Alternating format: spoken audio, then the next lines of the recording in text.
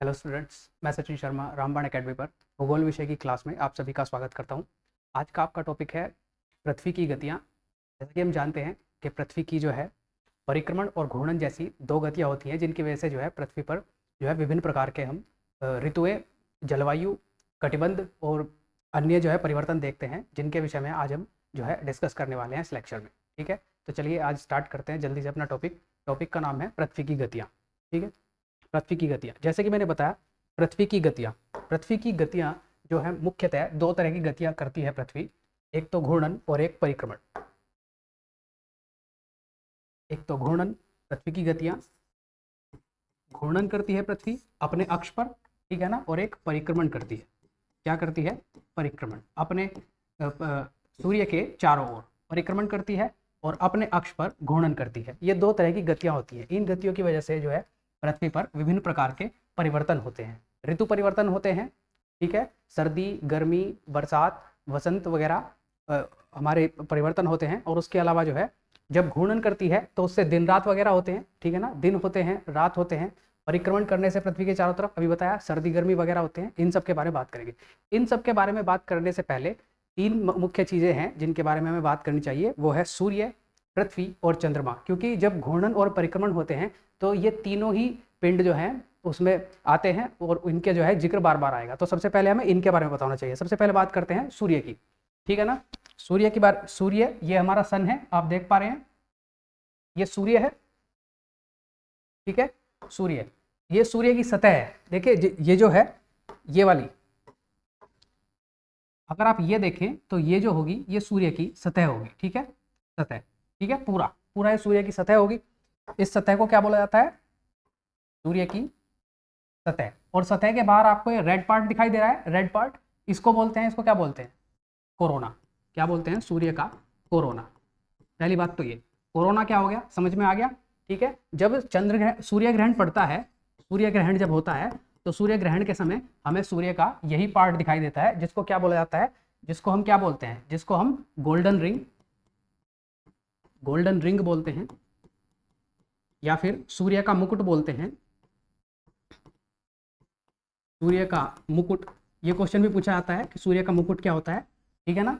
सूर्य का मुकुट या गोल्डन रिंग बोलते हैं, ठीक है ना। और ये जो होता है इसको सूर्य की सतह बोलते हैं, ठीक है ना, सूर्य की सतह। और यहाँ पर केंद्र में, सूर्य के केंद्र में क्या होता है? सूर्य का कोर।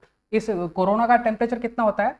1.5 से 2 मिलियन डिग्री सेल्सियस, 2 मिलियन, ठीक है ना, मिलियन डिग्री सेल्सियस। ये होता है इसका टेम्परेचर, किसका? कोरोना का। कोरोना का टेम्परेचर कितना होता है? 1.5 से 2 मिलियन डिग्री सेल्सियस। जबकि जो सतह होती है, सतह, सूर्य की सतह, सतह का टेम्परेचर कितना होता है? सतह का टेम्परेचर लगभग 6000 डिग्री सेल्सियस, 6000 डिग्री सेल्सियस होता है सतह का टेम्परेचर। किसका? ये जो सतह मैंने ब्लैक ब्लैक कर रखी है, इसका टेम्परेचर। जबकि कोर का टेम्परेचर कितना होता है? कोर का टेम्परेचर 15 से लेकर 20 मिलियन डिग्री सेल्सियस, ठीक है ना, मिलियन डिग्री सेल्सियस। ये किसका होता है? ये होता है सूर्य के कोर का। उसके अलावा सूर्य पर अगर आप देख पा रहे हो, काले काले जगह जगह पर धब्बे दिखाई देते हैं। देखिए यहाँ पर काला धब्बा है, यहाँ पर काला धब्बा, ये धब्बे, ये जो धब्बे होते हैं इनका टेम्परेचर कितना होता है? इनका टेम्परेचर 1500 डिग्री सेल्सियस, ठीक है ना, 1500 डिग्री सेल्सियस। ये सूर्य के, ये सूर्य की संरचना के बारे में मैंने थोड़ी सी बात करी। सूर्य के बारे में अगर मैं और बात करूं, अगर मैं सूर्य के बारे में और बात करूं, थोड़ा ध्यान से देखना, सूर्य का द्रव्यमान, सूर्य के द्रव्यमान की बात करते हैं। सूर्य का द्रव्यमान कितना होता है? देखिए पूरे आपके सौरमंडल का लगभग 98% द्रव्यमान जो है वो किस में निहित है? वो हमारे सूर्य में निहित है, पहली बात। दूसरी बात क्या है? रोटेशन। अगर मैं रोटेशन की बात करूं तो सूर्य लगभग 25 दिन में अपनी धुरी पर घूम जाता है, ठीक है ना। रोटेशन या घूर्णन, रोटेशन को क्या बोलते हैं? घूर्णन। लगभग 25 दिन में अपनी धुरी पर घूम जाता है। परिक्रमण की अगर मैं बात करूं, सूर्य किसकी परिक्रमा करता है? पहली बात तो ये परिक्रमा करता है हमारी मिल्की वे की। मैंने आपको पिछली क्लास में बताया था मिल्की वे की, किसकी?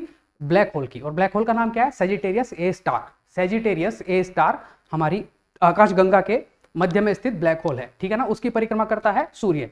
कितने समय में करता है? लगभग जो है 250 मिलियन वर्ष, मिलियन वर्ष, वर्ष, या फिर इसे कह सकते हैं 25 करोड़, ठीक है ना, 25 करोड़, 25 करोड़ बोलते हैं। फिर दूरी, दूरी किससे? पृथ्वी से। पृथ्वी से सूर्य की दूरी कितनी है? अगर मैं एवरेज दूरी की बात करूं पृथ्वी से सूर्य की तो कितनी है? कितनी है? 14 करोड़ 98 लाख, 14 करोड़ या 14.98 करोड़, 14 करोड़ 98 लाख किलोमीटर। ये तो हो गई एवरेज दूरी, कैसी, औसत दूरी, औसत दूरी। अगर मैं अधिकतम दूरी की बात करूं तो अधिकतम दूरी कितनी होती है, 15.21 करोड़, ये होती है अधिकतम दूरी। अधिकतम दूरी कितनी है, 15.21 करोड़, ठीक है ना। और अगर मैं न्यूनतम दूरी की बात करूं तो 14.7 करोड़ किलोमीटर, करोड़ किलोमीटर, और ये सारे आंकड़े किलोमीटर में है, ठीक है ना, किलोमीटर में, किलोमीटर याद रखना भाई, किलोमीटर, ठीक है, किलोमीटर। अब किसकी बात आती है, सूर्य का व्यास। सूर्य का व्यास, सूर्य का व्यास जो है पृथ्वी से कितना गुना है, 13 लाख, सबसे पहले तो 13,90,000 किलोमीटर। ये तो सूर्य का व्यास है, 13,90,000 किलोमीटर का सूर्य का व्यास है। और पृथ्वी का कितना है, 109 गुना, 109 गुना, ये भी आपको पता होना चाहिए। पृथ्वी का 109 गुना है और व्यास कितना है, 13,90,000 किलोमीटर, ठीक है ना। इतना आपने नोट कर लिया सूर्य के बारे में। अब देखना जरा सूर्य की आयु, आयु की अगर मैं बात करूं, सूर्य की आयु, ठीक है, आयु कितनी है, देखिए आयु को ठीक से नोट करना। एग्जैक्ट आयु अगर मैं सूर्य की बात करूं तो कितनी है, 4.57 अरब वर्ष, अरब वर्ष, ठीक है, 4.57 अरब वर्ष। इसी को जो है लिखा जाता है 4.6 अरब वर्ष, अरब वर्ष, ठीक है। एसएससी मानता है 4.6 अरब वर्ष, ठीक है ना। इसके अलावा कुछ किताबों में 5 अरब वर्ष भी दिया होता है, ठीक है ना, 5 अरब वर्ष, ठीक है ना। आपसे एग्जाम में या तो 5 अरब वर्ष आएगा, अगर आपके एग्जाम में ऑप्शंस में 4.6 और 5 दोनों हैं तो 4.6 ज्यादा सही होगा, ठीक है, ये बात याद रखना। कुछ किताबों में 5 अरब वर्ष भी होता है और एग्जैक्ट होती है 4.57 अरब वर्ष, ठीक है ना। ये हो गई हमारी सूर्य की आयु। अब सूर्य के संगठन की अगर मैं बात करूं, संगठन मतलब किन किन चीजों से सूर्य बना हुआ है, किन किन चीजों से, मुख्यतः क्या होती है सूर्य में, हाइड्रोजन, मुख्यतः क्या होती है, हाइड्रोजन, कितनी, लगभग 71%, ठीक है ना। उसके अलावा हीलियम होती है, हीलियम कितनी होती है, लगभग 26.5%, और उसके अलावा अन्य पदार्थ होते हैं 2.5%, ठीक है ना, 2.5% अन्य पदार्थ, ठीक है ना। तो मेन क्या है, हाइड्रोजन है और हीलियम है। हाइड्रोजन का संलयन होता है सूर्य में, जिससे क्या बनती है, जिससे जो है ऊर्जा बनती है। और ऊर्जा किसमें हाइड्रोजन किसमें परिवर्तित हो जाती है, हाइड्रोजन परिवर्तित हो जाती है हीलियम में, ठीक है ना। मतलब सूर्य जो है नाभिकीय संलयन अभिक्रिया के द्वारा अपनी ऊर्जा बनाता है और वो हाइड्रोजन परिवर्तित कर देता है किसमें, हीलियम में, ठीक है। ये तो हो गई छोटी सी बात आपकी। उसके अलावा जो है धीरे धीरे हाइड्रोजन कम होती जाएगी और हीलियम बढ़ती जाएगी, वो डिटेल की बात है, उसमें नहीं पढ़ते। अब अगला देखते हैं तापमान, सूर्य का तापमान। तापमान के बारे में मैंने अभी आपको बता दिया ना, तापमान सूर्य का कैसे कैसे है। सतह का तापमान लगभग 6000 डिग्री सेल्सियस है, धब्बों का तापमान 1500 डिग्री सेल्सियस है, ठीक है। कोर का तापमान जो है 15 से लेकर 20 मिलियन डिग्री सेल्सियस, इस तरह से। अगली बात करते हैं सौर तूफान। सौर तूफान क्या होते हैं, देखना सूर्य जो है मुख्यतः, सूर्य में जो है सॉलिड या लिक्विड स्टेट नहीं पाई जाती, सूर्य में पाया जाता है प्लाज्मा, प्लाज्मा। सूर्य जो है, सूर्य में प्लाज्मा पाया जाता है, प्लाज्मा। और ये प्लाज्मा क्या होता है, ये प्लाज्मा समय समय पर सूर्य से जो है बाहर जो है निकलता रहता है और पृथ्वी और अन्य ग्रहों की तरफ चारों दिशाओं में जो है फैलता है। इसी को क्या बोलते हैं, सोलर तूफान। क्या बोलते हैं इसको, सौर तूफान, सौर तूफान।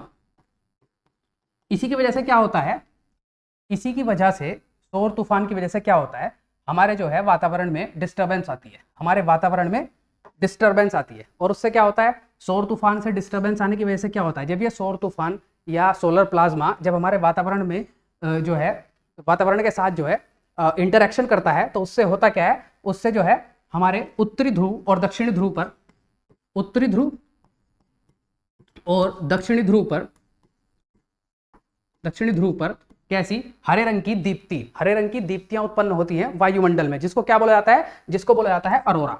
क्या बोला जाता है, अरोरा, अरोरा बोला जाता है, ठीक है ना। और उत्तरी ध्रुव पर आने वाली दीप्ति को क्या बोलते हैं, अरोरा बोरियलिस। क्या बोलते हैं, अरोरा बोरियलिस, अरोरा बोरियलिस, बोरियलिस, ठीक है ना।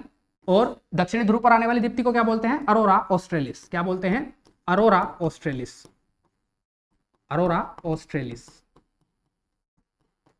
ठीक है। इसके अलावा, ठीक है ना, अब क्या आता है, ऊर्जा उत्पादन। ऊर्जा उत्पादन के बारे में मैंने अभी बता दिया है कि ऊर्जा उत्पादन जो है सूर्य में किस तरह से होता है, संलयन होता है हाइड्रोजन का हीलियम में, और उससे जो है बहुत सारी ऊर्जा उत्पन्न होती है। और solar mission, solar mission, 3 solar mission आपको इंपॉर्टेंट याद रखने हैं। कौन कौन से होते हैं 3 सोलर मिशन जो याद रखने हैं, एक तो आपको याद रखना है पार्कर सोलर प्रोब, नासा का है पार्कर सोलर प्रोब, ये वैसे मैंने पहली क्लास में बताया था, सोलर प्रोब, ठीक है ना। किसका है, किसका है, नासा का, नासा का है, नासा का, ठीक है ना। उसके अलावा कौन सा है, Aditya L1, Aditya L1, Aditya L1, ये आपको याद रखना है। L मतलब, L का मतलब क्या होता है? आदित्य L1 में L है लैग्रांज पॉइंट। क्या है? Lagrange point, Lagrange point, points, Lagrange points. Total कितने लैग्रांज पॉइंट्स होते हैं? 5 होते हैं। टोटल 5 लैग्रांज पॉइंट्स होते हैं। कौन कौन से? L1, L2, L3, L4, L5। कहाँ कहाँ होते हैं एक बार देख लेना थोड़ा सा। देखिए, अगर ये सूर्य है और ये पृथ्वी है, ठीक है ना, तो L1 होता है सूर्य और पृथ्वी के बीच में। L2 होता है यहाँ पर। L2 पर कौन कौन सा है? L2 पर जो है आपका James Webb space telescope L2 पर ही है, ठीक है ना, और स्पिट्जर स्पेस टेलीस्कोप भी L2 पर ही है। L1 और L3, L4 कहाँ? और L3 होता है इधर, L3 इधर होता है, ठीक है ना, इस तरफ। मतलब बड़े पिंड के अपोजिट साइड L3, बड़े पिंड, छोटे पिंड के अपोजिट साइड L2, छोटे पिंड और बड़े पिंड के बीच में होता है L1, और बड़े छोटा पिंड जो बड़े पिंड की परिक्रमा करता है उस परिक्रमण पथ पर आगे की तरफ होता है L4 और पीछे की तरफ होता है L5, ठीक है ना, इस तरह से होते हैं, ठीक है। लैग्रांज पॉइंट्स इस तरह से होते हैं। लैग्रांज पॉइंट्स याद रहेंगे, ठीक है। पार्कर सोलर प्रोब हो गया, आदित्य होगा, और एक होता है SDO, solar dynamic observatory, SDO। वैसे ये बहुत कम पूछा जाता है लेकिन ये भी इंपॉर्टेंट है, ठीक है। ये दो तो आपको पता ही होने चाहिए, आदित्य L1 और पार्कर सोलर प्रोब। ये तो हो गया सूर्य के बारे में, ठीक है। सूर्य के बारे में थोड़ा सा चंद्रमा, चंद्रमा के बारे में बात कर लेते हैं थोड़ा सा, ठीक है। चंद्रमा के बारे में क्या है देखना जरा। चंद्रमा हमारा जो है, हमारी पृथ्वी का इकलौता जो है उपग्रह है। हमारी पृथ्वी का इकलौता उपग्रह है चंद्रमा, ठीक है। चंद्रमा हमारी पृथ्वी का इकलौता उपग्रह है। इसका व्यास कितना होता है? व्यास कितना है? 3776 किलोमीटर। कितना? 3776 किलोमीटर व्यास। व्यास कितना है? 3776 किलोमीटर। ये होता है चंद्रमा का व्यास, ठीक है ना। दूरी कितनी है? दूरी कितनी है?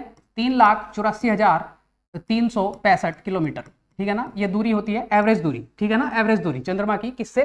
चंद्रमा की किससे? पृथ्वी से। एवरेज दूरी कितनी है?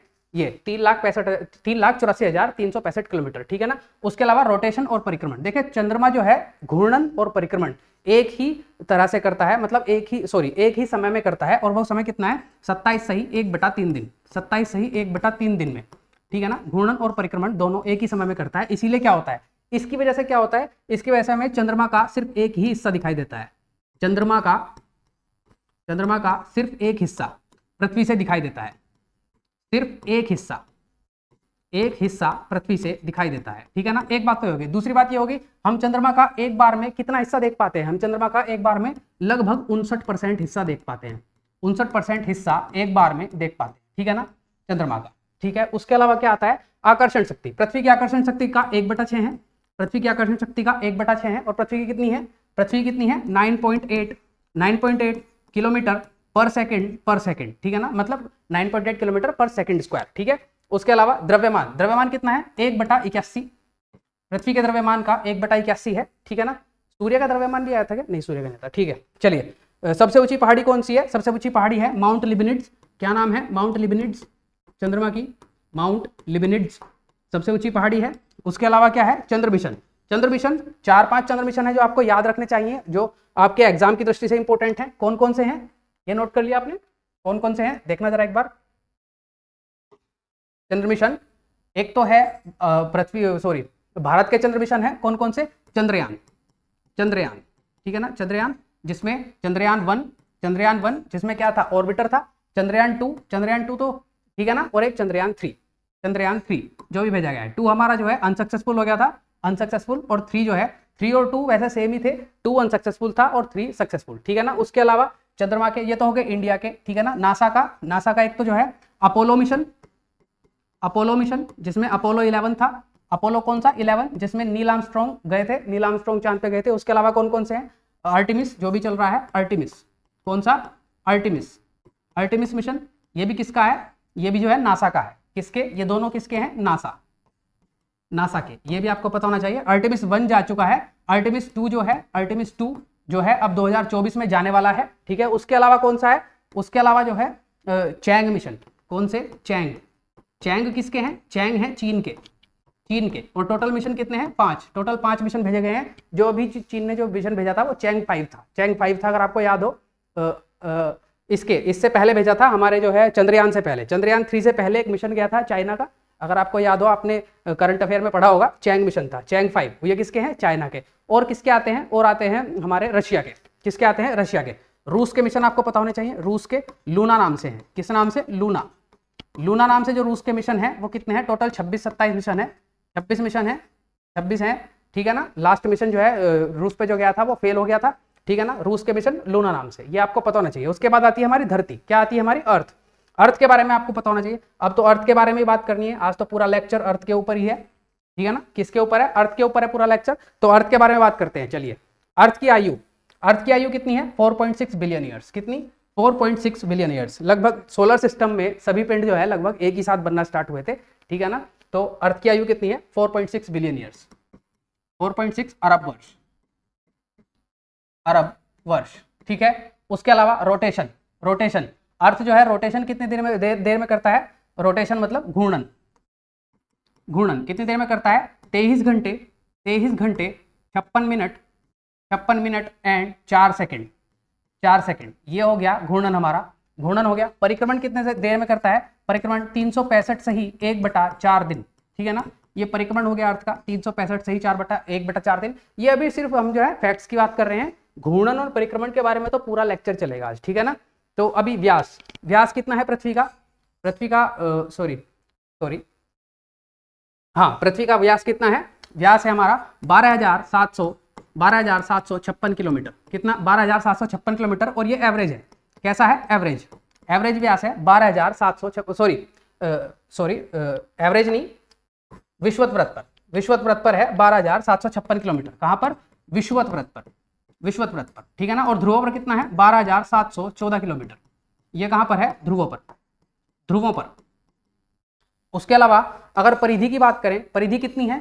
परिधि है हमारी 40,075 किलोमीटर, 40,075 किलोमीटर। कहां पर? विषुवत वृत्त पर। कहां पर है? विषुवत वृत्त पर, इक्वेटर पर, विषुवत वृत्त पर परिधि कितनी है? 40,075 किलोमीटर। कुल क्षेत्रफल कितना है? कुल क्षेत्रफल कितना है? 51.1 crore kilometre square, crore kilometre square. ये क्या है? हमारा कुल क्षेत्रफल है पृथ्वी का 51.1 करोड़ किलोमीटर स्क्वायर। उसके अलावा घनत्व, घनत्व देखिए सोलर सिस्टम में सबसे ज्यादा घनत्व किसका है? पृथ्वी का। सौर मंडल में सबसे ज्यादा घनत्व, सौर मंडल में सबसे ज्यादा, ठीक है ना, घनत्व किसका है? पृथ्वी का ही है। और घनत्व कितना है? 5.5 ग्राम पर सीसी, ठीक है ना। ये घनत्व है पृथ्वी का, 5.5 ग्राम पर सीसी। और उसके अलावा एवरेज टेम्परेचर कितना है? 15 degree Celsius, average temperature 15 degree Celsius. ये तो हो गया कुछ फैक्ट्स के बारे में कि पृथ्वी की में जो है क्या क्या फैक्ट्स है, ये आपने नोट कर लिए, नोट कर लिए। उसके बाद जो है चलिए बात करते हैं पृथ्वी के घूर्णन की, घूर्णन की बात करते हैं। देखिए घूर्णन कैसे करती है, अभी हमने बात करी ना कि कितनी देर में करती है? 23 घंटे 56 मिनट और 4 सेकंड में घूर्णन करती है। अगर ये पृथ्वी हो, सपोज कीजिए, देखना जरा एक बार, ये हमारी पृथ्वी है, ठीक है, ये हमारी पृथ्वी है, इसको मान लेते हैं पृथ्वी। देखिए अब ये अगर नॉर्थ पोल है, ये अगर नॉर्थ है पृथ्वी का और ये साउथ है, तो इसमें जो है, इसमें जो है किस तरफ घूर्णन करती है? पश्चिम से पूर्व की तरफ, पश्चिम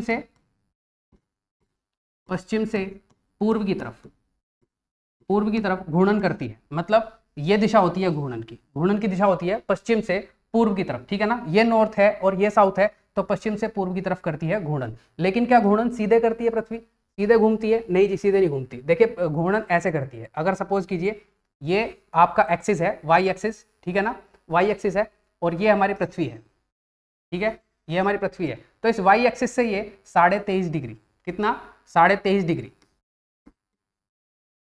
ये एंगल कितना है? 23 सही, 23.5 डिग्री का एंगल है इस एंगल पर। तो मतलब हमारा नॉर्थ यहाँ होता है और हमारा साउथ जो होता है, साउथ यहाँ होता है, ठीक है ना। ये नॉर्थ होता है, ये साउथ होता है, देख पा रहे हैं ना, नॉर्थ यहाँ होता है, साउथ यहाँ होता है। और इस पर जो है पश्चिम से पूर्व की तरफ घूर्णन करती है। मतलब थोड़ा सा टिल्टेड है, थोड़ा सा टिल्टेड है। आई होप आप समझ पा रहे होंगे, थोड़ा सा टिल्टेड है। मतलब एक्स एक्सिस जो हो उससे कितना बनता है? उससे बनता है हमारा 66.5 डिग्री सेल्सियस, सॉरी डिग्री का एंगल। और वाई एक्सिस से कितना बनता है? 23.5 डिग्री का। अब यानी कि अपने अक्ष पर 23.5 डिग्री झुकी हुई है पृथ्वी, और तब घूर्णन करती है पश्चिम से पूर्व की तरफ, ठीक है। ये तो हो गई घूर्णन की बात, ठीक है ना। जब इस तरह से घूर्णन करती है तो क्या डिफरेंस पड़ता है? थोड़ा सा एक बार देखना, थोड़ा सा देखना, इससे फर्क क्या पड़ता है। क्लीन, इससे देखना फर्क क्या पड़ता है। इससे फर्क ये पड़ता है, अगर ये हमारी पृथ्वी है, ये हमारी पृथ्वी है, ये ऐसे घूर्णन करती है, ठीक है ना, 23.5 डिग्री के एंगल पर। और अगर यहाँ पर, यहाँ से सूर्य की किरणें आ रही हैं, सूर्य की किरणें आ रही हैं, ठीक है, सूर्य की किरणें आ रही हैं, और अगर किसी पर्टिकुलर टाइम में परिक्रमण करते समय अगर ये नॉर्थ हो ये साउथ हो, हमारे पृथ्वी के केंद्र से जो जाने वाला व्रत होता है वो व्रत कौन सा है? विषुवत व्रत। देखिए अगर एक्सिस ऐसे है तो विषुवत व्रत ऐसे होगा, ठीक है ना। तो यहाँ क्या हो जाएगा? ये हो जाएगा कर्क व्रत और ये हो जाएगा मकर व्रत। इनके बारे में भी बात करेंगे, अभी फिलहाल जो है सिर्फ इतना ही सुनना। जब सूर्य की किरणें आएंगी, देखना जरा, जब नॉर्थ का साइड, पृथ्वी का नॉर्थ का साइड सूर्य की तरफ है, तो देखना सूर्य की किरणें लंबवत कहाँ पड़ रही है? सूर्य की किरणें लंबवत पड़ रही है कहाँ पर?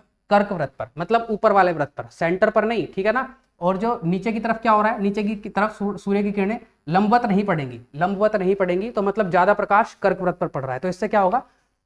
सूर्य के, पृथ्वी के उत्तरी गोलार्ध में, ये उत्तरी गोलार्ध या दक्षिणी गोलार्ध, ये भी बताऊंगा भी क्या होता है, ठीक है। तो इससे क्या होगा? इससे जो है जो ऊपर का हिस्सा है वो ज्यादा गर्म होगा पृथ्वी का, और नीचे का हिस्सा कम गर्म होगा। इसी से हमारी जो है ऋतुएं जो है डिसाइड होती हैं। इसके बारे में हम आगे डिस्कस करने वाले हैं, ठीक है ना, रोटेशन के बारे में। आई होप आप रोटेशन से समझ गए होंगे, रोटेशन समझ गए होंगे कि किस तरह से झुका हुआ होता है। और रोटेशन की वजह से होता क्या है पृथ्वी पर? रोटेशन की वजह से दिन व रात होते हैं, दिन व रात होते हैं, ठीक है ना। दिन व रात किसकी वजह से होते हैं? घूर्णन की वजह से।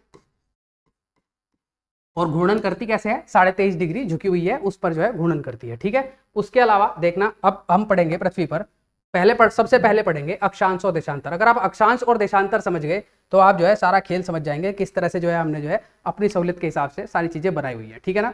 पृथ्वी पर जो है हमने काल्पनिक रेखाएं, अक्षांश और देशांतर क्या है? काल्पनिक रेखाएं हैं, काल्पनिक रेखाएं खींची हैं पृथ्वी पर, खींची गई काल्पनिक रेखाएं हैं, जिनको हमने किस लिए खींचा? इनका पर्पस क्या है खींचने का? पर्पस ये है, पहली बात तो हम जो है सबसे पहले तो लोकेशन, क्या किसी भी स्थिति, किसी भी जगह की स्थिति का ज्ञान के लिए हमने जो है क्या खींचे हैं? लोकेशन, ठीक है ना, वो सॉरी अक्षांश व देशांतर रेखाएं। उसके अलावा और क्या पर्पस हो सकता है? और पर्पस होता है जलवायु कटिबंध। पृथ्वी पर अलग अलग जगहों पर अलग अलग तरह की जलवायु होती है, तो उनको हम जो है अच्छे से जो है उनका अध्ययन करने के लिए कटिबंधों में बांट देते हैं। किन की सहायता से? अक्षांश और देशांतरों की सहायता से। तो इनका काम कहाँ में होता है? इनका काम होता है जलवायु कटिबंध में, जलवायु कटिबंध, ठीक है ना। इससे हम जलवायु कटिबंध में बांटते हैं पृथ्वी को। और क्या होता है? इससे हमें मौसमों की जो है वो मिलती है जानकारी। मौसम किस जगह पर जो है किस तरह का मौसम होता है, किस ऋतु में किस तरह का मौसम होता है, ठीक है ना। नॉर्मली जलवायु और मौसम में थोड़ा डिफरेंस होता है, जब वो चैप्टर पढ़ेंगे तो समझ जाएंगे। अभी देखिए जलवायु कटिबंध और मौसम की जानकारी और स्थिति, ये 3-4 पर्पस जो है मेन होते हैं अक्षांश और देशांतरों के। ये तो हो गई एक बात। दूसरी बात, अक्षांश और देशांतर होते क्या है, ठीक है ना। अक्षांश और देशांतर होते क्या है? सबसे पहले बात करते हैं अक्षांशों की, ठीक है। अक्षांशों की बात करते हैं। देखिए अक्षांश जो है, अगर ये पृथ्वी है, अगर ये पृथ्वी हो, ये अगर पृथ्वी हो और ये पृथ्वी का केंद्र है, ठीक है ना, तो अक्षांश जो है पृथ्वी के केंद्र पर, पृथ्वी की सतह पर खींची गई जो है कैसी रेखाएं हैं? क्षैतिज रेखाएं। इस तरह की रेखाएं हैं क्षैतिज रेखाएं। कैसी? ये देखना, ये अक्षांश है। और कैसे होते हैं? पृथ्वी के केंद्र पर पूरे के पूरे होते हैं, पृथ्वी को चारों तरफ से घेरते हैं। तो असल में अक्षांश क्या होते हैं? अभी हम क्या पढ़ रहे हैं? अक्षांश, अक्षांश, ठीक है ना, अक्षांश पढ़ रहे हैं। तो अक्षांश होते क्या है असल में? असल में अक्षांश जो है व्रत होते हैं, व्रत होते हैं, ठीक है ना। एक तो ये बात, व्रत होते हैं। और कैसे होते हैं? पृथ्वी के केंद्र, पृथ्वी की सतह पर जो है चारों तरफ जो है पृथ्वी को घेरे हुए काल्पनिक व्रत, काल्पनिक व्रत, काल्पनिक होते हैं, ठीक है ना। कौन कौन से होते हैं मेन? पहले इसकी बात बाद में करेंगे, पहले समझ लीजिए कि कैसे होते हैं, कैसे होते हैं। जरा देखना, जरा ये आप इस इमेज को देखना ठीक से, इस इमेज को ठीक से देखना। ये देखिए जरा, ये इमेज आप देख पा रहे हैं, ये वाली इमेज, ये क्या है? ये है हमारे अक्षांश, इनको बोलते हैं अक्षांश या लैटिट्यूड्स, अक्षांश, ठीक है। आप देख पा रहे हैं, सबसे पहले यही वाला देखना, उत्तरी ध्रुव के आसपास जो है देखना पूरा का पूरा व्रत है, पूरा का पूरा व्रत है, पूरा व्रत, ये देखना जरा, पूरा व्रत है इस तरह से उत्तरी ध्रुव के पास। फिर उसके नीचे देखना पूरे व्रत है।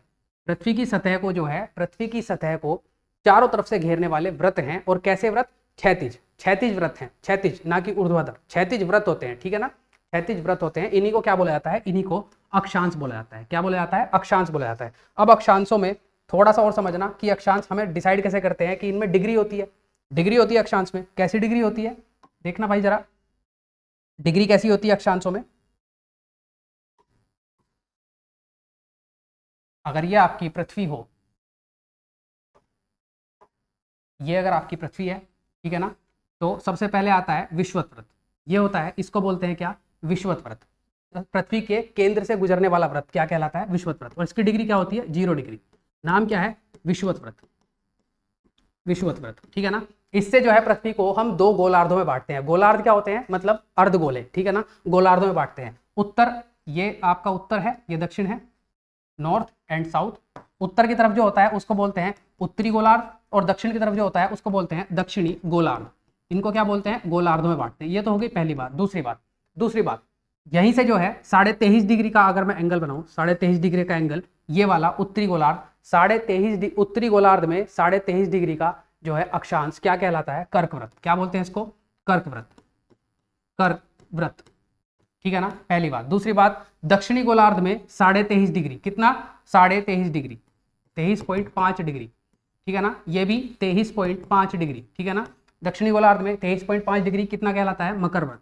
क्या कहलाता है, मकर व्रत, व्रत। इंग्लिश में इसको क्या बोलते हैं, इंग्लिश में इसको बोलते हैं Tropic of Cancer, Tropic of Cancer, और इसको बोलते हैं ट्रॉपिक ऑफ कैप्रिकॉर्न। किसको, कर्क व्रत क्या होता है, ट्रॉपिक ऑफ कैंसर, ठीक है ना, और ये क्या होता है, ट्रॉपिक ऑफ कैप्रिकॉर्न। क्या होता है, ट्रॉपिक ऑफ कैप्रिकॉर्न, ठीक है, याद रहेगा, Tropic of Cancer and Tropic of Capricorn. और एक और बात, इंपॉर्टेंट बात, जो इनके बीच का जो हिस्सा होता है, देखना, इनके बीच का जो हिस्सा होता है, ये पूरा हिस्सा, इस हिस्से में लगभग जो है लगभग पूरा साल सूर्य की किरणें कभी यहाँ सीधी पड़ती हैं, कभी यहाँ सीधी पड़ती हैं, कभी यहाँ सीधी पड़ती है। मतलब सूर्य का सबसे ज्यादा प्रकाश जो है यही हिस्सा जो है प्राप्त करता है। तो इस हिस्से को क्या बोला जाता है, इस हिस्से को बोला जाता है उष्ण कटिबंध। क्या बोला जाता है, उष्ण कटिबंध। क्यों बोला जाता है, क्योंकि सूर्य की सबसे ज्यादा गर्मी यही हिस्सा प्राप्त करता है। क्या बोलते हैं इसको, उष्ण कटिबंध, उष्ण कटिबंध, ठीक है, उष्ण कटिबंध, याद रहेगा, ठीक है। अब अगली चीज देखना, एक और इंपॉर्टेंट चीज में देखना।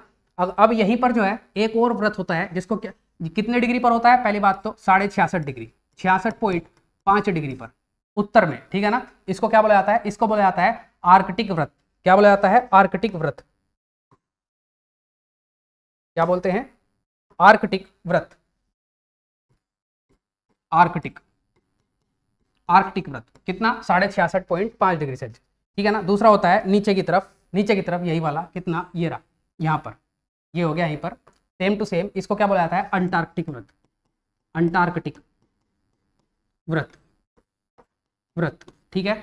और इन दोनों के बीच का जो हिस्सा है, मतलब ये वाला हिस्सा, ध्यान से देखना, ये वाला हिस्सा, एक हिस्सा और 2 हिस्सा, ठीक है ना, ये 2 हिस्सा। इनमें क्या होता है, इनमें जो है सूर्य की किरणें साल भर जो है तिरछी पड़ती हैं, बिल्कुल सीधी नहीं पड़ती। तो यहाँ क्या होता है, ये जो है उष्ण कटिबंध के मुकाबले जो है ये हिस्सा जो है कम गर्मी ग्रहण करता है, इसलिए यहाँ पर जो टेम्परेचर कैसा होता है, सर्दी और गर्मी वाला होता है। तो इसको इन दोनों हिस्सों को क्या बोलते हैं, इन दोनों हिस्सों को बोलते हैं शीतोष्ण कटिबंध। क्या बोलते हैं, शीतोष्ण कटिबंध, शीतोष्ण कटिबंध, नोट कर लेना भाई, शीतोष्ण कटिबंध।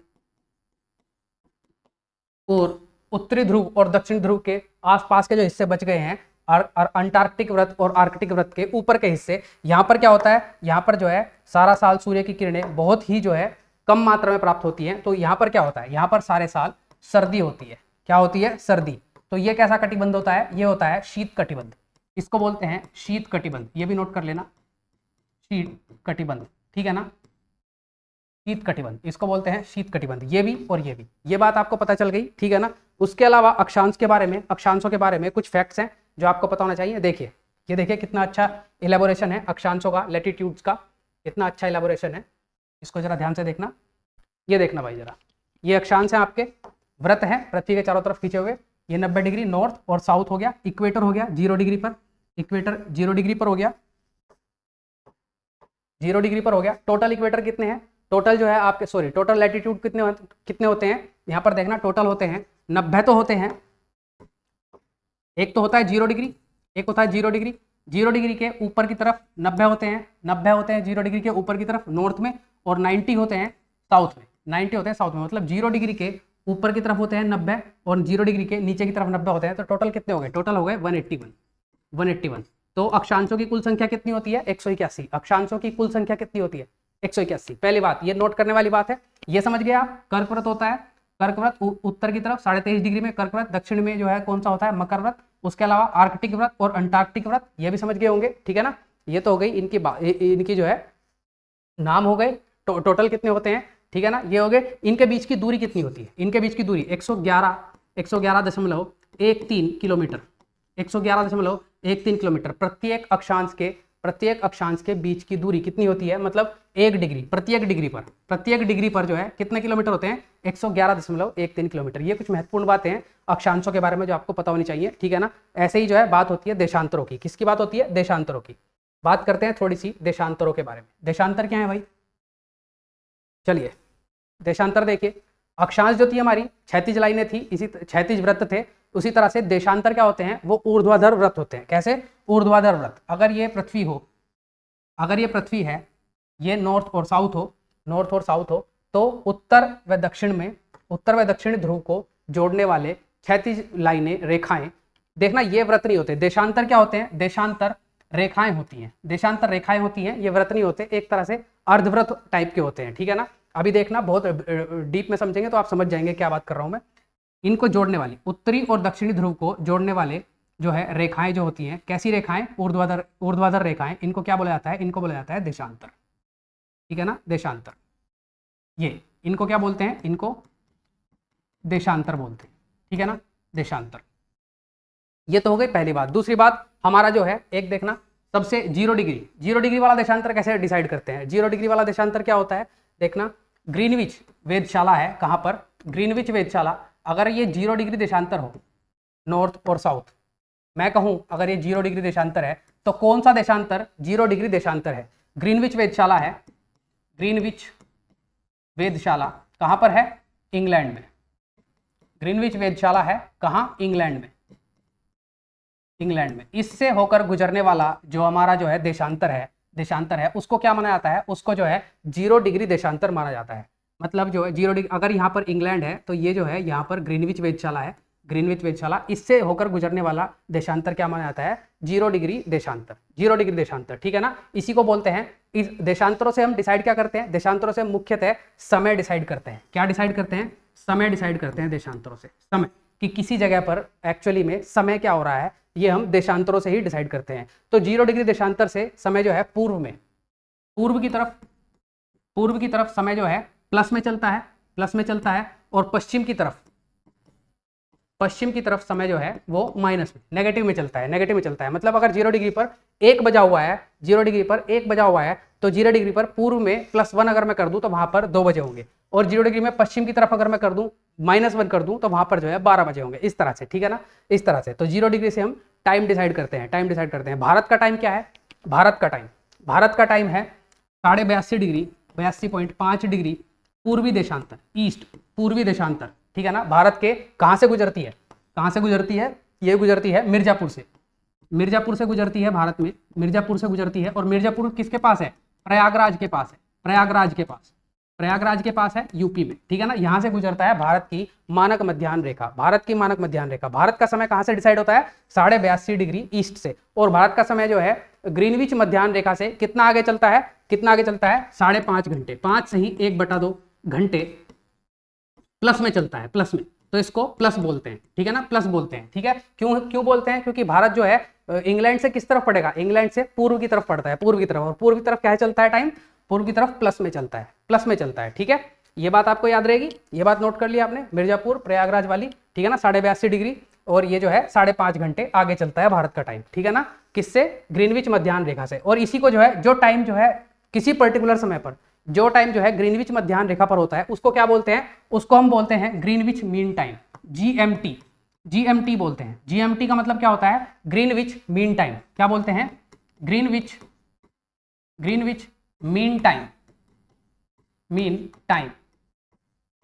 ठीक है ना, ग्रीनविच मीन टाइम बोलते हैं, जो कहां पर होता है, किसी भी पर्टिकुलर समय पर जो है मानक मध्याह्न रेखा जो इंग्लैंड से गुजरती है, उससे इंग्लैंड के ग्रीनविच से गुजरती है, उस पर जो समय होता है। दूसरी बात, ये जो आपकी मानक मध्याह्न रेखा है, यह किस जगह से गुजरती है, मानक मध्याह्न रेखा किस जगह से गुजरती है, एक तो इंग्लैंड से गुजरती है, कहां से,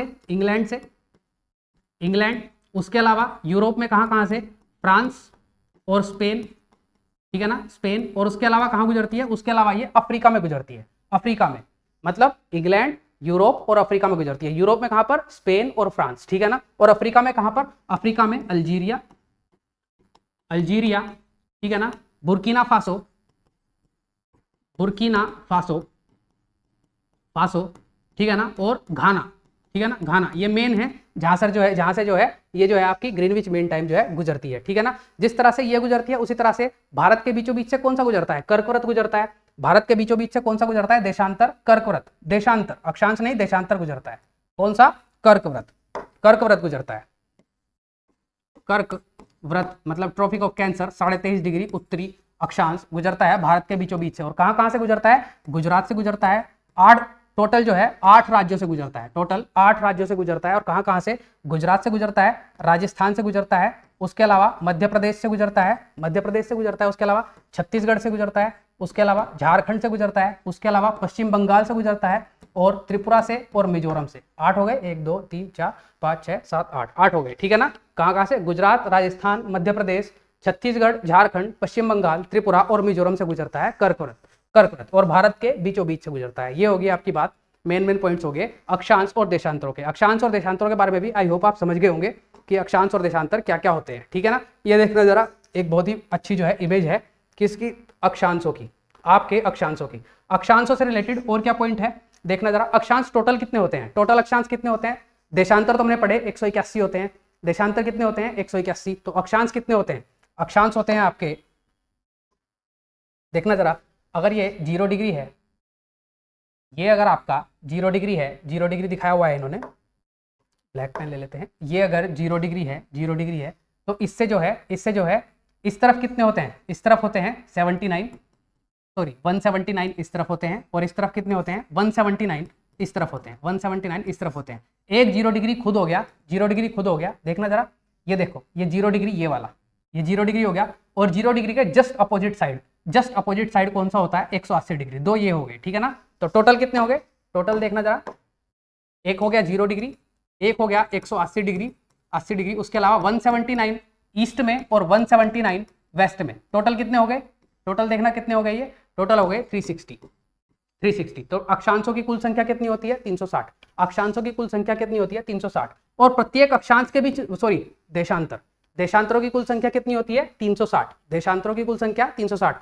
और प्रत्येक देशांतर के बीच की दूरी कितनी होती है 111.32 किलोमीटर, 111.32 किलोमीटर। और इस दूरी को क्या बोला जाता है, इस दूरी को गौर बोला जाता है, क्या बोला जाता है, गौर, GORE, गौर बोलते हैं, ठीक है ना, गौर, इस दूरी को, बीच की दूरी को गौर बोला जाता है। दूसरी बात, अक्षांशों की दूरी, अक्षांश सॉरी देशांतरों की दूरी आप देख पा रहे हो, अगर ये देशांतर हो, अगर ये देशांतर हो, देखना जरा, अगर, और ये विषुवत वृत्त है, ये क्या है हमारा विषुवत वृत्त, तो विषुवत वृत्त पर देशांतरों की दूरी सबसे ज्यादा होती है।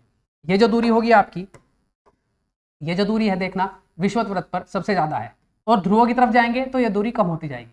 तो ये जो 111.32 किलोमीटर की दूरी होती है कहां पर होती है, विषुवत वृत्त पर होती है, विषुवत वृत्त पर।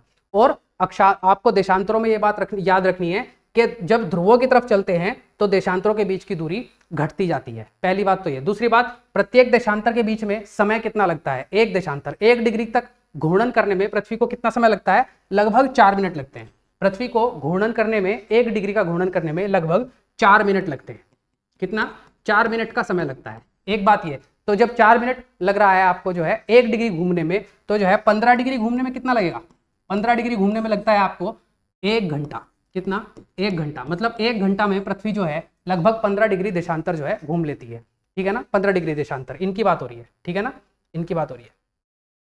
ये पॉइंट आपको याद रहेंगे, ये देशांतरों के बारे में मुख्य पॉइंट हैं। ये तो हो गए आपके अक्षांश और देशांतर, ठीक है ना। उसके अलावा अब बात करते हैं पृथ्वी के परिक्रमण की। पृथ्वी परिक्रमण करती है किसके चारों तरफ, सूर्य के चारों तरफ। पृथ्वी सूर्य के चारों तरफ परिक्रमण करती है। ये देखना, पहली बात, जब पृथ्वी सूर्य के चारों तरफ परिक्रमण करती है, अगर ये सूर्य है और ये पृथ्वी का परिक्रमण पथ है, पहली बात, ये परिक्रमण पथ कैसा होता है, ये परिक्रमण पथ परवलयाकार होता है। कैसा, परवलयाकार पथ होता है, ठीक है ना। और ये पथ जो है दोनों तरफ से सेम नहीं होता, एक तरफ से पथ ज्यादा होता है और एक तरफ से थोड़ा सा कम होता है। मतलब अगर मैं इसको इस तरह से बनाऊं, परवलयाकार तो होता है लेकिन एक तरफ से होता है ज़्यादा और एक तरफ से होता है कम, इस तरह का पथ होता है, ठीक है ना, इस तरह का। ये हमारी पृथ्वी हो जाएगी, ठीक है, ये हमारी पृथ्वी हो जाएगी, एक तरफ ज़्यादा और एक तरफ कम, ठीक है ना। तो जिस तरफ से पृथ्वी का पथ जो है ज़्यादा होता है, इसको क्या बोलते हैं, इसको बोलते हैं एपहीलियन। क्या बोलते हैं, एपहीलियन। जब पृथ्वी जो है सूर्य से, ये सूर्य है, सूर्य, जब पृथ्वी जो है सूर्य से दूर होती है तो इस स्थिति को क्या बोलते हैं, एपहीलियन। और जब पृथ्वी सूर्य के नजदीक होती है तो इस स्थिति को क्या बोलते हैं, पेरीहीलियन। क्या बोलते हैं, पेरीहीलियन, ठीक है, ये बात याद रहेगी आपको, पेरीहीलियन। और ये एपहीलियन, ठीक है ना। एपहीलियन को क्या बोलते हैं, एपहीलियन को बोलते हैं हिंदी में अपसोर। क्या बोलते हैं, अपसोर।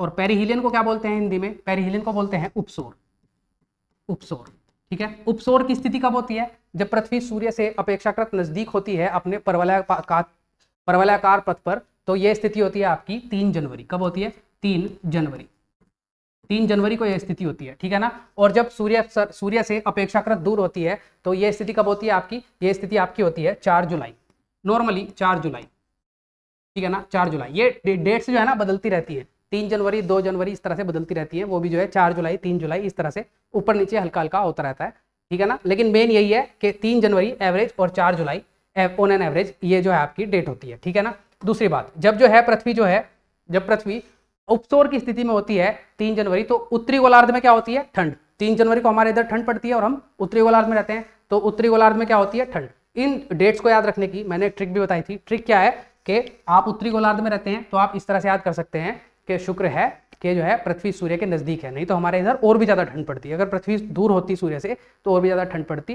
तो उत्तरी गोलार्ध वाले ऐसे कह सकते हैं, शुक्र है कि पृथ्वी सूर्य के नजदीक है। सर्दी में हम अगर ऐसा कहें तो इसका मतलब क्या हुआ, उपसौर की स्थिति सर्दियों में होती है, और सर्दियों की डेट क्या है, 3 जनवरी, ठीक है ना। तो उपसौर की स्थिति क्या हो जाएगी, 3 जनवरी, अपसौर की स्थिति 4 जुलाई, ठीक है। ये तो आपके हो गए उपसौर और अपसौर, ठीक है ना, उपसौर और अपसौर। और ये किस कारण होते हैं, परिक्रमण के कारण, क्योंकि पृथ्वी जो है परवलयाकार पथ पर परिक्रमण करती है, पहली बात, सिंपल सी बात है। और दूसरी, परवलयाकार पथ भी सेम नहीं होता, एक तरफ से कम होता है और एक तरफ से ज्यादा होता है, ठीक है ना। इसी तरह से सेम चीज चंद्रमा के साथ भी होती है, चंद्रमा के साथ, चंद्रमा और पृथ्वी के साथ, ठीक है। ये चीज देखना जरा एक बार। अगर जो है ये आपकी पृथ्वी है, ठीक है, ये आपकी पृथ्वी है और चंद्रमा जो है पृथ्वी के चारों ओर परिक्रमण करता है। अगर ये चंद्रमा का पथ हो, अगर ये चंद्रमा का पथ है और ये चंद्रमा है, तो एक तरफ से वो दूर होता है और एक तरफ से पास होता है। जब दूर होता है चंद्रमा तो इस स्थिति को क्या बोलते हैं, इस स्थिति को बोलते हैं एपीजी। क्या बोलते हैं, एपीजी, ठीक है ना। और जब चंद्रमा जो है पास होता है पृथ्वी के तो इस स्थिति को क्या बोलते हैं, पेरीजी। क्या बोलते हैं, पेरीजी, ठीक है ना। एपीजी और पेरीजी, ठीक है ना, बिल्कुल सेम जो है एपहीलियन और पेरीहीलियन की तरह चंद्रमा का भी होता है। इसको क्या बोलते हैं, एपीजी और पेरीजी। एक छोटी सी बात और है जो आपको याद रखनी चाहिए, ठीक है। ये तो हो गई आपकी बात जो है परिक्रमण के जो कारण जो है परिक्रमण पथ की। उसके अलावा जो पृथ्वी का, जरा एक बात और ध्यान से समझना, बहुत ध्यान से समझना आप जरा, परिक्रमण पथ जो है डिटेल में कैसा होता है। ये तो नॉर्मल सा परवलयाकार पथ बताया, अब जरा इसे डिटेल में देखना इस स्थिति को, ठीक है। अगर ये पृथ्वी है, अगर ये आपका सूर्य है, ये अगर आपका सूर्य है और ये पृथ्वी का परिक्रमण पथ है, ठीक है, ये पृथ्वी का परिक्रमण पथ है, ठीक है। अब पृथ्वी हमने जो है डिस्कस करा था कि पृथ्वी जो है 23.5 डिग्री अपने अक्ष पर झुकी हुई है, ये डिस्कस करा था। देखना जरा, जब अगर पृथ्वी इस तरह से परिक्रमण कर रही है और ये पृथ्वी का अक्ष है नॉर्थ और साउथ, ठीक है, यहाँ पर भी यही बात है, ये है नॉर्थ और साउथ, सेम बात यहाँ पर है, नॉर्थ एंड साउथ, और सेम बात यहाँ पर, नॉर्थ एंड साउथ।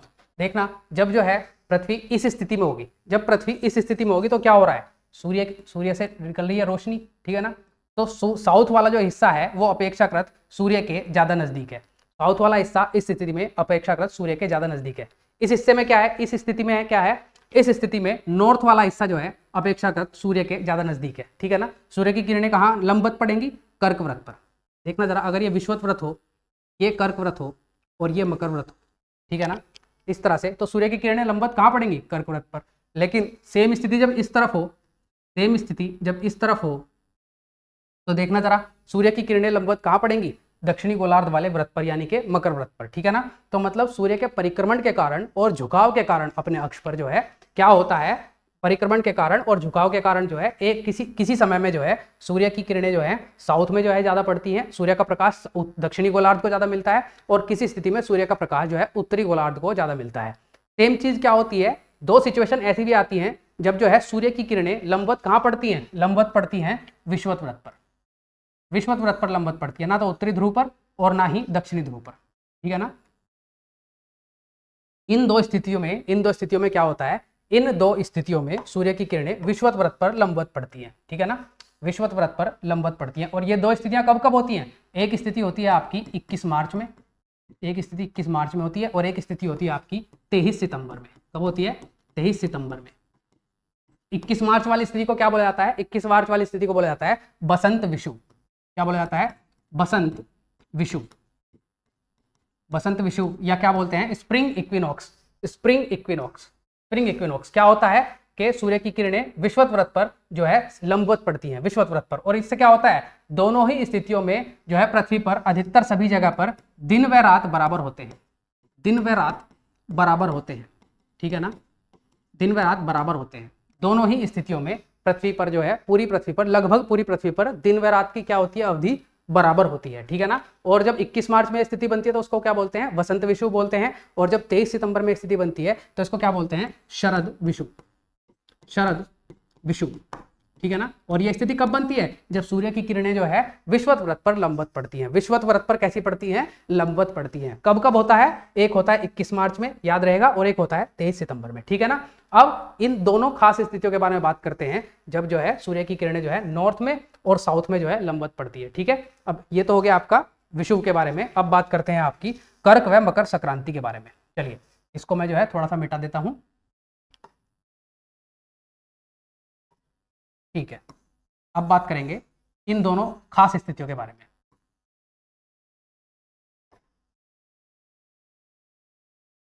देखना भाई जरा, ये जो आपकी स्थितियां हैं कर्क संक्रांति व मकर संक्रांति, जब जो है सूर्य की किरणें जो है उत्तर में ज्यादा और दक्षिण में ज्यादा पड़ रही है, उत्तर में ज्यादा और दक्षिण में ज्यादा पड़ रही है।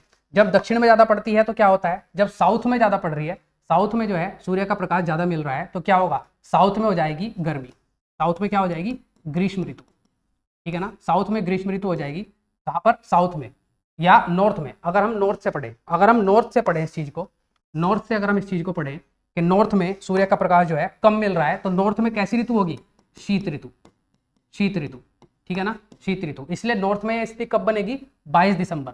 कब बनेगी, 22 दिसंबर, मतलब 22 दिसंबर में ये स्थिति बनती है। क्या स्थिति बनती है कि सूर्य की किरणें मकर व्रत पर लंबवत पड़ती है, सूर्य की किरणें मकर व्रत पर लंबवत पड़ती है, तो इस स्थिति को क्या बोला जाता है, मकर संक्रांति। क्या बोलते हैं, मकर संक्रांति, ठीक है ना, संक्रांति, याद रहेगा, मकर संक्रांति बोलते हैं इस स्थिति को। सूर्य की किरणें कहाँ पड़ रही हैं, मकर संक्रांति, मकर व्रत पर जो है लंबवत पड़ रही हैं, और इससे क्या हो रहा है, उत्तरी गोलार्ध में शीत ऋतु है और दक्षिणी गोलार्ध में ग्रीष्म ऋतु होती है, ठीक है ना। क्या, एक बार फिर से, उत्तरी गोलार्ध में शीत ऋतु होती है और दक्षिणी गोलार्ध में ग्रीष्म ऋतु होती है, और इसको क्या बोलते हैं, मकर संक्रांति। मकर संक्रांति क्यों बोलते हैं, क्योंकि सूर्य की किरणें इस स्थिति में मकर व्रत पर, मकर व्रत कहाँ होता है, विषुवत व्रत के दक्षिण में, ठीक है ना, लंबवत पड़ती है, मकर व्रत पर लंबवत, ठीक है ना, इसी पर क्या पड़ती है, लंबवत, लंबवत पड़ती है, ठीक है ना। दूसरी स्थिति देखना, दूसरी स्थिति में नॉर्थ का हिस्सा जो है सूर्य के नजदीक है ज्यादा, तो क्या होगा कि जो कर्क व्रत है, मतलब विषुवत व्रत के उत्तर में स्थित जो व्रत है 23.5 डिग्री पर, उसको क्या बोलते हैं, कर्क व्रत। कर्क व्रत पर सूर्य की किरणें कैसी पड़ती हैं, लंबवत पड़ती हैं, तो क्या होगा, उत्तरी गोलार्ध में, मतलब उत्तर वाले गोलार्ध में कैसी ऋतु होगी, ग्रीष्म ऋतु, ग्रीष्म ऋतु होगी, ठीक है ना। और यह स्थिति कब बनती है, जब जो है कर्क व्रत पर जो है सूर्य की किरणें लंबवत पड़ती है, तो इसको क्या बोलते हैं, इसको बोलते हैं कर्क संक्रांति। क्या बोलते हैं, कर्क संक्रांति। और ये स्थिति कब बनती है, अगर ये स्थिति 22 दिसंबर को बनती है, तो ये स्थिति कब बनती है, ये स्थिति बनती है 21 जून को। कब बनती है, 21 जून को, 21 जून, ठीक है। इस स्थिति में क्या होता है, इस स्थिति में जो है उत्तरी गोलार्ध में दिन बड़ा होता है और रातें छोटी होती हैं। क्या होता है, उत्तरी गोलार्ध में दिन बड़ा होगा क्योंकि सूर्य का प्रकाश ज्यादा मिल रहा है, उत्तरी गोलार्ध में दिन बड़ा होगा, वह रातें कैसी होंगी, रातें छोटी होंगी, ठीक है, रातें छोटी होंगी। और इसका बिल्कुल अपोजिट काहे में होगा, इसका बिल्कुल अपोजिट दक्षिणी गोलार्ध में होगा। ऐसे ही यहां पर क्या होगा, यहां पर जो है दक्षिणी गोलार्ध में दिन बड़ा, दक्षिणी गोलार्ध में दिन बड़ा वह रातें छोटी, ठीक है ना, दिन बड़ा और रातें छोटी, ठीक है, ये बात याद रहेगी आपको। ठीक है, ये हो गया आपका कर्क संक्रांति और ये हो गया आपकी मकर संक्रांति। ठीक है, ये बात आपको याद रहेगी, ये आपका कर्क और मकर संक्रांति हो। अगर आप ये बात एक बार समझ गए कि कैसे जो है ये स्थितियां बनती हैं, किस तरह से 4 स्थितियां बनती हैं, तो फिर आपको इतनी ज़्यादा प्रॉब्लम नहीं आएगी। और इसी तरह से हमने देखा कि किस तरह से जो है हमारा जो है पृथ्वी पर परिक्रमण के कारण जो है ऋतु परिवर्तन होता है। कैसे यहाँ पर जो है नॉर्थ में जो है शीत ऋतु आई और कैसे यहाँ पर नॉर्थ में ग्रीष्म ऋतु आई। घूर्णन के कारण नहीं बनती, किस कारण बनती है? पृथ्वी के परिक्रमण के कारण बनती है, परिक्रमण पथ के कारण बनती है शीत ऋतु और ग्रीष्म ऋतु है। ठीक है, ऋतुएं समझ गए, ठीक है ना। और विषुव समझ गए, शरद विषुव और बसंत विषुव। ठीक है ना। कौन कौन सी तारीखें याद रखना, तारीखें इंपॉर्टेंट है। 21 जून, 22 दिसंबर, 21 मार्च और 23 सितंबर। कौन सी? 23 सितंबर। ये तारीखें इंपॉर्टेंट हैं, तारीखें आपको याद होनी चाहिए। 23 सितंबर, ठीक है ना। तो ये आ गया आपका शरद विषुव व बसंत विषुव। ठीक है ना। तो हम लगभग 3 चीजें जो है पृथ्वी के घूर्णन और परिक्रमण से रिलेटेड पढ़ चुके हैं। अब अगली चीज क्या आती है? अगली चीज आपकी आती है चंद्र ग्रहण व सूर्य ग्रहण। क्या आता है? चंद्र ग्रहण व सूर्य ग्रहण। इसको भी देख लेते हैं एक बार कि क्या होता है, चंद्र ग्रहण कब होता है और सूर्य ग्रहण कब होता है। इसमें भी जो है हम तीनों पिंडों का जिक्र करेंगे। किस किस का? सूर्य, चंद्रमा और पृथ्वी। देखना जरा, अगर ये सूर्य है, अगर ये आपका सूर्य है, ठीक है, ये आपका चंद्रमा है, ज्यादा बड़ा हो गया भाई, ये अगर आपका चंद्रमा हो, ये चंद्रमा है और ये आपकी पृथ्वी है। ठीक है ना, सूर्य, चंद्रमा और पृथ्वी। तो क्या होगा, थोड़ा सा दूर कर लेते हैं इसे। ये हो गई आपकी पृथ्वी। ठीक है, पृथ्वी। तो क्या होगा देखना, जब पृथ्वी के बीच में, पृथ्वी और सूर्य के बीच में चंद्रमा आ जाए तो कुछ स्थिति में क्या होगा, कुछ स्थिति में होगा ये कि कहीं कहीं पर जो है पृथ्वी पर कुछ जगहों पर जो है हम जो है सूर्य को देख नहीं पाएंगे, सूर्य को हम देख नहीं पाएंगे। इसी स्थिति को क्या कहते हैं? इसी स्थिति को कहते हैं सूर्य ग्रहण। क्या कहते हैं इस स्थिति को? सूर्य ग्रहण। सूर्य ग्रहण, ठीक है, सूर्य ग्रहण कहते हैं इस स्थिति को। क्या कि हम जो है सूर्य को कुछ स्थानों पर पृथ्वी पर देख नहीं पा रहे। ठीक है ना, मतलब सूर्य की किरणें जो है बिल्कुल जो है हमको जो है सूर्य जो है, चंद्रमा ने सूर्य को पूरी तरह से ढक लिया है। तो क्या हो जाएगा? सूर्य ग्रहण। कब होगा? जब पृथ्वी और सूर्य के बीच में क्या आ गया है? पृथ्वी और सूर्य के बीच में चंद्रमा। ये बात याद रखना कि पृथ्वी और सूर्य के बीच में चंद्रमा आता है तो कैसी स्थिति बनती है? सूर्य ग्रहण बनता है। पृथ्वी और सूर्य के बीच में चंद्रमा आ गया तो कैसी स्थिति बनेगी? सूर्य ग्रहण बनेगा। ठीक है ना, पहली बात तो ये। दूसरी बात, जहां पर जो है पृथ्वी जो है बिल्कुल जो है पृथ्वी पर वह जगह है जहां पर जो है सूर्य बिल्कुल नहीं दिखाई दे रहा, तो वहां पर बिल्कुल गाढ़ी छाया बनती है। उस छाया को क्या कहते हैं? प्रच्छाया कहते हैं। क्या कहते हैं? प्रच्छाया। ठीक है ना, ठीक है ना। और परावर्तन के कारण क्या होता है? प्रकाश के परावर्तन के कारण कुछ जगहें ऐसी भी बनती हैं, कुछ जगहें ऐसी भी बनती हैं जहां पर जो है चंद्र ग्रहण जो है पूरा नहीं होता, अर्ध चंद्र ग्रहण होता है। मतलब अर्ध चंद्र ग्रहण होता है, उस जगह को क्या कहा जाता है? उस तरह की छाया को कहा जाता है उपच्छाया। क्या कहा जाता है? उपच्छाया। ठीक है, उपच्छाया, पहली बात। दूसरी बात, चंद्र ग्रहण जो होता है, सूर्य ग्रहण जो होता है वो कौन से दिन में होता है? कौन से दिन में होता है? देखना जरा, जब जो है सूर्य का प्रकाश अगर इस तरफ पड़ रहा है तो इस तरफ कैसी जगह होगी? अमावस्या। कैसा क्या होगा? अमावस्या। अमावस्या, अमावस्या को क्या होता है? सूर्य ग्रहण होता है। लगभग जो है अमावस्या को सूर्य ग्रहण होता है। ठीक है ना, पहली बात। दूसरी बात यह है कि सूर्य ग्रहण क्या प्रत्येक अमावस्या को सूर्य ग्रहण होता है? नहीं, प्रत्येक अमावस्या को सूर्य ग्रहण नहीं होता, बल्कि जब सूर्य ग्रहण होता है तब अमावस्या होती है। क्या? जब सूर्य ग्रहण होगा तब अमावस्या होगी, तब अमावस्या होगी। और प्रत्येक अमावस्या को सूर्य ग्रहण नहीं होता। यह बात भी नोट करने वाली है। ठीक है ना, क्या कि प्रत्येक अमावस्या को सूर्य ग्रहण नहीं होता, बल्कि जब सूर्य ग्रहण होता है तब अमावस्या होती है। क्या? जब सूर्य ग्रहण होता है तब अमावस्या होती है। और इसे क्या बोलते हैं? जहां पर जो है पृथ्वी का जो है बिल्कुल भाग दिखाई नहीं दे रहा, उसको क्या बोलते हैं? सूर्य का बिल्कुल भाग दिखाई नहीं दे रहा, प्रच्छाया। गाढ़ी छाया जब बनती है तो उसे क्या बोलते हैं? प्रच्छाया। और प्रच्छाया के समय हमें सूर्य का कौन सा पार्ट दिखाई देता है? सूर्य का हमें कोरोना दिखाई देता है। प्रच्छाया के समय सूर्य का क्या दिखाई देता है? कोरोना। ठीक है ना, कोरोना। मैंने जब सूर्य के बारे में बता रहा था तब बताया था कि जो है सूर्य का क्या कौन सा पार्ट जो है सूर्य ग्रहण के समय दिखाई देता है। और कोरोना, इसी को क्या बोलते हैं? इसी को जो है गोल्डन रिंग बोलते हैं, गोल्डन रिंग बोलते हैं। रिंग की तरह दिखाई देता है, या फिर जो है सूर्य का मुकुट बोलते हैं। क्या बोलते हैं? सूर्य का मुकुट बोलते हैं, मुकुट। कोरोना को ही एक और चीज बोला जाता है, किरीट। क्या? कोरोना को ही किरीट भी बोला जाता है। ठीक है ना, किरीट बोला जाता है। सूर्य का मुकुट याद रखना और गोल्डन रिंग याद रखना। ठीक है ना, ये हो गई आपकी बात सूर्य के कोरोना की। ठीक है, एक बात और, जब सूर्य ग्रहण होता है तो सूर्य से जो है पराबैंगनी किरणें अधिक मात्रा में निकलती हैं। ठीक है ना, पराबैंगनी किरणें अधिक मात्रा में निकलती हैं। कब निकलती हैं? जब जो है सूर्य ग्रहण होता है तो सूर्य से पराबैंगनी किरणें अधिक मात्रा में निकलती हैं। ठीक है ना, तो इससे क्या होता है? इससे जो है पराबैंगनी किरणें किस लिए नुकसानदायक होती हैं? अगर स्किन के संपर्क में आती हैं तो स्किन कैंसर होता है, त्वचा कैंसर। क्या हो सकता है? त्वचा कैंसर। त्वचा कैंसर हो सकता है किस वजह से? अल्ट्रावायलेट वेव्स की वजह से त्वचा कैंसर होता है। इसलिए जो है जब सूर्य ग्रहण होता है तो हमें जो है ज्यादा जो है उसके संपर्क में नहीं आना चाहिए। ठीक है, दूसरी बात। अब दूसरी स्थिति क्या बनती है? दूसरी स्थिति बनती है चंद्र ग्रहण की। अगर सूर्य ग्रहण जो है पृथ्वी और सूर्य के बीच में चंद्रमा आ जाए तो क्या होता है? सूर्य ग्रहण। लेकिन अगर पृथ्वी और चंद्रमा के बीच में, सॉरी, सूर्य और चंद्रमा के बीच में पृथ्वी आ जाए तो क्या होता है? सूर्य ग्रहण। ये स्थिति कैसे बनेगी देखना जरा भाई। ये हमारा सूर्य है, ये सूर्य है, ठीक है, ये हमारी पृथ्वी है और इनके बीच में क्या, ये है हमारा चंद्रमा। ठीक है ना, चंद्रमा। ठीक है ना, चंद्रमा और सूर्य के बीच में क्या आ गई है? पृथ्वी।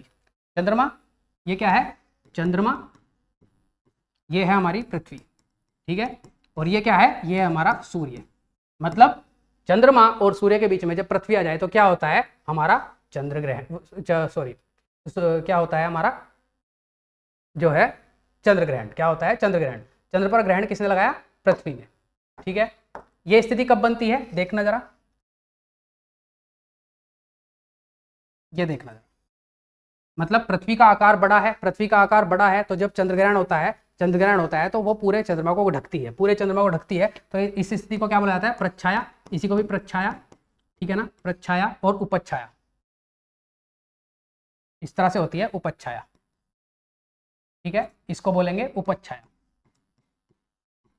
और ये कौन सी स्थिति में होता है देखना जरा, ये कौन सी स्थिति में होता है? ये होता है पूर्णिमा में। पूर्णिमा में, पूर्णिमा में आप यहां पर देख सकते हैं, देखना चंद्रमा का जो हिस्सा है वो सूर्य के सामने है, सूर्य के सामने। अगर पृथ्वी बीच में ना ही होती तो चंद्रमा का प्रकाश सूर्य का प्रकाश किसको मिलता है? चंद्रमा को, और वो प्रकाश जो है परावर्तित होकर हमें दिखाई देता। तो मतलब ये स्थिति कब बनती है? ये स्थिति बनती है पूर्णिमा में। पूर्णिमा में क्या बनती है? चंद्र ग्रहण की, सॉरी, हाँ, चंद्र ग्रहण की स्थिति बनती है। क्या बनती है? चंद्र ग्रहण। चंद्र ग्रहण की स्थिति बनती है पूर्णिमा में। कब बनती है? चंद्र ग्रहण की स्थिति पूर्णिमा में। लेकिन प्रत्येक पूर्णिमा को चंद्र ग्रहण नहीं होता। जब चंद्र ग्रहण होता है, जब चंद्र ग्रहण होता है तो तब उस समय अधिकतर जो है पूर्णिमा होती है। जब चंद्र ग्रहण होता है तो उस समय अधिकतर पूर्णिमा होती है। तो मतलब ये लगभग एक दूसरे के अपोजिट हैं, ये एक दूसरे के लगभग अपोजिट हैं। क्या अपोजिट हैं? कि जब चंद्र ग्रहण होता है तो पूर्णिमा होती है और जब सूर्य ग्रहण होता है तो अमावस्या होती है। पहली बात तो ये। दूसरी बात ये, जब प्रत्येक पूर्णिमा को चंद्र ग्रहण नहीं होता, चंद्र ग्रहण वाले दिन पूर्णिमा होती है और प्रत्येक जो है अमावस्या को सूर्य ग्रहण नहीं होता, बल्कि सूर्य ग्रहण वाले दिन अमावस्या होती है। ये बातें जो है आपको याद रखनी है। ठीक है ना, ये हो गया आपका चंद्र ग्रहण और सूर्य ग्रहण। उसके अलावा एक चीज और आती है, ज्वार और भाटा। ज्वार और भाटा के बारे में भी आपको पता होना चाहिए थोड़ा सा, कि ज्वार और भाटा क्या होता है। ठीक है ना, ज्वार और भाटा क्या होता है? टाइड्स एंड एब्स, इसको बोलते हैं टाइड्स एंड एब्स, या बोलते हैं क्या? ज्वार या भाटा। टाइड्स को बोलते हैं ज्वार और एब्स को बोलते हैं भाटा। ठीक है ना, ज्वार और भाटा। अब ज्वार क्या होता है? ज्वार होता है पानी का चढ़ना, पानी का चढ़ना। ठीक है, और भाटा क्या होता है? भाटा होता है पानी का उतरना, पानी का उतरना। और ये स्थिति किस वजह से बनती है? ये स्थिति बनती है गुरुत्वाकर्षण की वजह से। गुरुत्वाकर्षण की वजह से पृथ्वी पर जो है पानी है और उस पर जो है गुरुत्वाकर्षण बल काम करता है। किसका? बाह्य पिंडों का, सूर्य और चंद्रमा का। किसके कारण? गुरुत्वाकर्षण, गुरुत्वाकर्षण के कारण होता है। और किसका गुरुत्वाकर्षण? सूर्य व चंद्रमा का, सूर्य व चंद्रमा का, चंद्रमा का गुरुत्वाकर्षण होता है, जिसके कारण क्या होता है? जिसके कारण ज्वार और भाटा की स्थिति बनती है। ठीक है ना, थोड़ा सा फिगर से समझते हैं कि ज्वार और भाटा क्या होता है, फिर उसके फैक्ट्स देखते हैं कि क्या होता है। ठीक है, थोड़ा सा फिगर से देखना जरा, एक बार फिगर से देखना जरा। अगर ये सूर्य हो, ये अगर आपका सूर्य है, ठीक है, ये सूर्य है, ठीक है, ये आपकी पृथ्वी है, ये आपकी पृथ्वी है और ये चंद्रमा है।